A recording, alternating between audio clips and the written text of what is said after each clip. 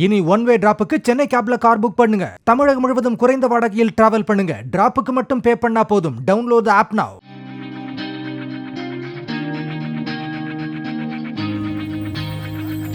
செங்கல்பட்டு மாவட்டம் மறைமலை நகர் பகுதியில் தலைக்கவசம் அணியாமல் வந்த வாகன ஓட்டிகளை போக்குவரத்து போலீசார் நிறுத்தி சாலை பாதுகாப்பு விழிப்புணர்வை ஏற்படுத்தி உறுதிமொழி எடுக்க வைத்தனர்.